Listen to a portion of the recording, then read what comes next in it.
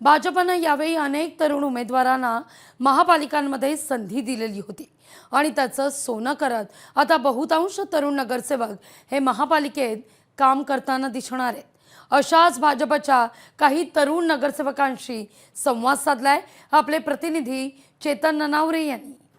ऐतिहासिक विजय मिळवत मुंबई महानगरपालिकेवर आता भाजपचा महापौर विराज होणार आहे। मात्र यामध्ये मुंबईमध्ये विशेष चर्चा झाली ती युवा चेहऱ्यांची। भाजपचे जे तरुण नगरसेवक आहेत ते आपल्या सोबत आहेत। आपण आता या सर्व तरुण नगरसेवकांशी बातचीत करूया, कारण थोड्या वेळापूर्वीच मुख्यमंत्र्यांनी त्यांना एक कानमंत्र दिला आहे।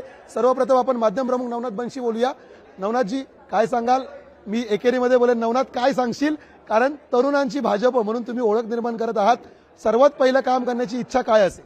नाही, देवाभाऊंनी जो कानमंत्र दिलाय, स्वच्छ, पारदर्शक आणि जनतेला आवडणारा कारभार, हेच भारतीय जनता पार्टीचं स्वप्न आहे। तिथंच तरुणांना भाजपशी मुंबईमध्ये कनेक्ट करणारे युवा मोर्चाचे अध्यक्ष तेजिंदर सिंग तिवान आहेत। तेजिंदरजी, तरुणांसाठी नेमकं काय काम करण्याची इच्छा असेल?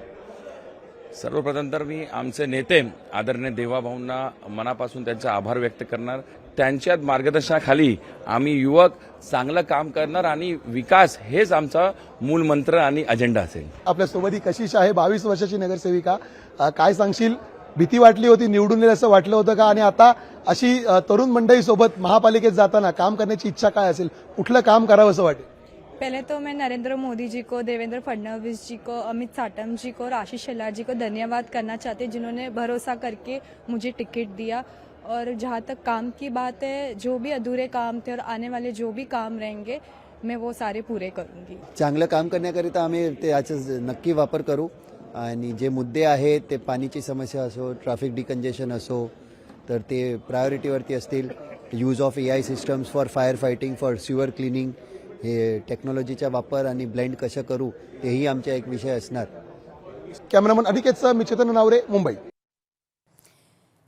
उद्धव ठाकरे दिवस सुरू झाला की आमच्यावर टीका करतात। राज ठाकरे स्वतःच्या मुलाला परिसरातून निवडून नाही आणू शकले।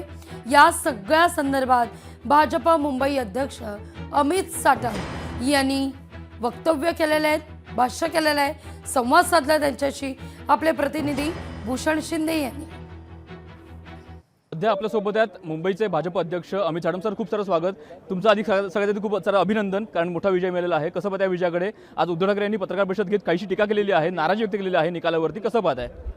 टीका तर ते रोज करत असतात, टोमणेबाजी पण ते रोज करत असतात, नाराजी रोज व्यक्त करत असतात। यात काही नवीन आहे असं मला वाटत नाही। मी आधी सुद्धा सांगितलं होतं की निकालाच्या नंतर पराजय जेव्हा होईल तेव्हा पराजयाची कारणं देण्याकरता ते बॅकग्राऊंड तयार करतायत, आणि ती बॅकग्राऊंड त्यांनी तयार केली होती।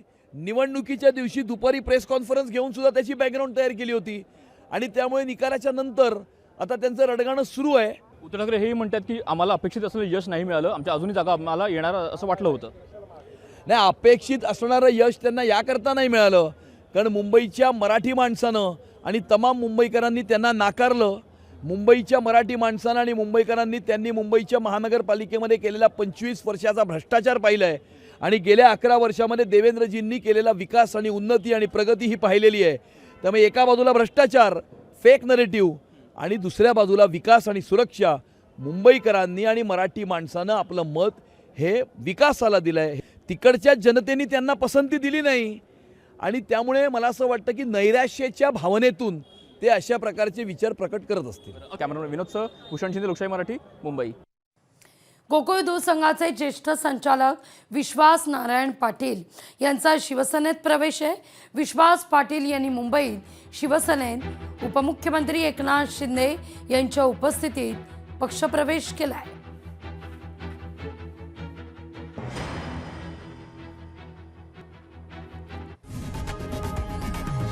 लोकशाही मराठी, ऐका, पहा, जागरूक रहा।